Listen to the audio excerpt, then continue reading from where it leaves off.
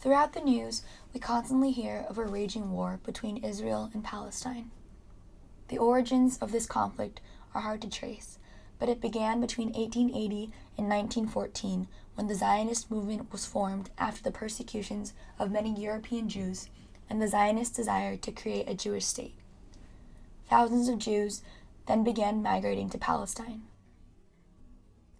This was followed by many outbreaks of violent attacks between the two sides. People with gunshots in response allow Palestinians to be free, to end occupation and to end the system. And children whose shootings were caught on video in May.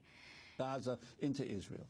The Israeli military estimates that 442... The fighting still continues today, and over the news, we hear politicians of every country debating about final settlements and how this issue can be solved. How will the Palestinian leadership deal with this latest But we never hear the teenagers' point of view. We never listen to their ideas and opinions as much as we hear adults. And I myself, an American Jew, am here to say that that is completely unjustified and ethically reprehensible.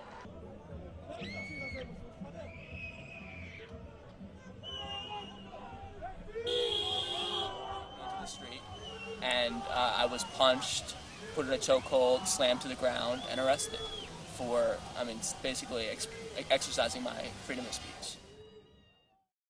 But I learned about a boy named Faisal Halabea.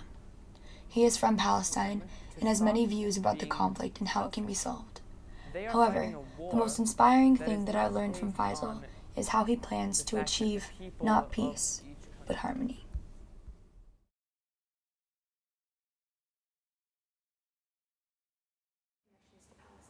So my father was born in Palestine, just outside East Jerusalem. This was in 1972, and he lived there for 25 years. Last summer in 2013, I visited Palestine for about 2 weeks. And one time we decided just to go to East Jerusalem on the other side of the fence. The way we go to Palestine is usually through Jordan. Very odd process to get there. Usually you would take a bus, but that takes about 10 hours, even though it's only about 2 kilometers. They stop and they go for 10 meters and then they stop. Between 7 to 10 hours, depending on if the soldiers are in a good mood.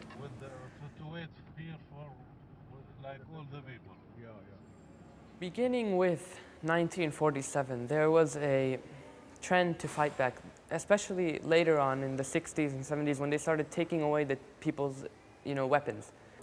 They found a new way to protest against it, which was by getting stones, wearing a black ski mask so they wouldn't be identified, and they would just run near to an Israeli checkpoint or an Israeli army tank or soldiers, and they would just throw stones at them. And especially if you're closer to being an adult, you will probably go to jail if you got caught, and they will shoot at you, so if you might get shot. My father actually was shot in the leg. The jails are not like, modern jails or prisons. They are, tortures. They punch them, they interrogate them for information, they starve them. It's very much a violation of human rights. As I learned more about Faisal and his connections to Palestine, I wanted to know more about his perspective. What did he think were the main reasons for the start of the conflict and why it still continues today? Okay, so firstly, I think that it's partly because of misunderstanding between the two sides. So the Israeli side doesn't really understand what the motives of the Palestinian side are, and neither do the Palestinians the Israelis' motives and their goals. And when you don't have understanding between two groups, you can never reach any kind of conclusion, because you'll always be accusing people of doing something that they haven't done, and you'll be confused about why they do things the way they do, and you'll never be able to fully understand their background and their story as well. So I definitely think that it should have ended a long time ago, because some of the issues, when I look at them now, they seem a little bit almost trivial and unimportant issues to me. And I think that they should have been resolved much quicker, but that they haven't been because of the lack of communication between the two sides. However, I know also that the people in that region do not consider it to be trivial. They consider it to be all-encompassing, and they really understand that there is a need for resolution, and that can't happen through silence. There needs to be some kind of conflict, whether that's verbal or, as it is now, physical. Opinions and stereotypes, they arise because we don't really know anyone, and we don't know to attribute them to a certain person. We just think of them as being a group. So some of them, I would think, people sometimes consider us suicide bombers. Sometimes people think that they're just, crazy Muslims, crazy Arabs trying to take over Israel, And I would disagree with that, but there are certainly some very strong beliefs that people have.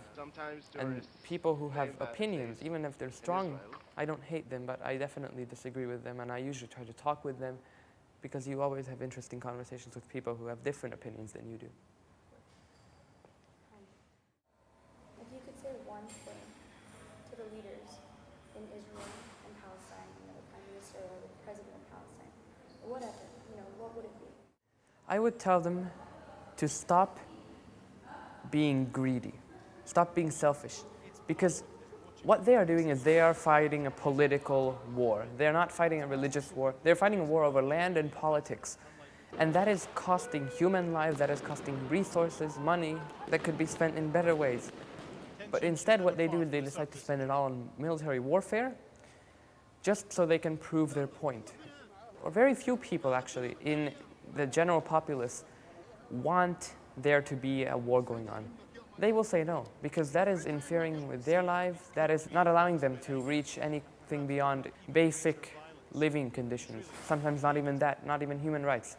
Nobody, as a citizen of those two countries, would actually want there to be a conflict. It's just the politicians and the leaders, because they have their own agenda and they have their own things they want to accomplish. So I would just tell them to please stop taking your own benefit from this by costing the lives of thousands of millions of people.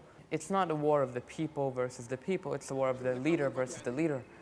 And I think that is one of the worst things about this war, is that they're not even fighting because the people believe in the fight, they're fighting because the politicians want it to happen. So I hope that there will be peace, but beyond that, I hope that there will be harmony.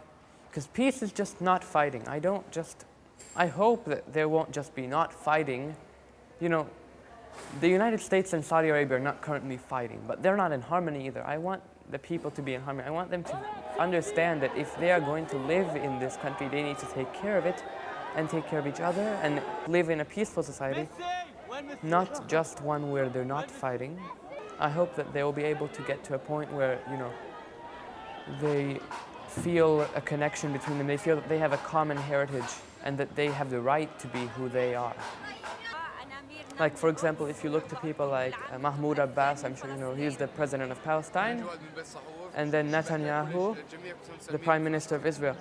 They're very old people, they're of the old generation. They don't know how to compromise, and they just accuse each other, and they want to fight a war, but they don't ever want to see a resolution. So we need to get young people, people who have a modern outlook on life. They know how to negotiate. They have these skills that the older people don't have. And I think that they are the ones who are going to come up with a resolution. I don't think that the American politicians or the Turkish politicians or the Egyptian politicians, the Saudi politicians, the Israeli-Palestinian politicians will ever get things done. The people who are currently the politicians won't get it done. It has to be the people who are currently our age who will be informed about this issue, and they make a difference in it. Whether you're American or Palestinian, it doesn't matter. You just need to make some sort of difference in this issue. And I think that this generation will be the one that does it.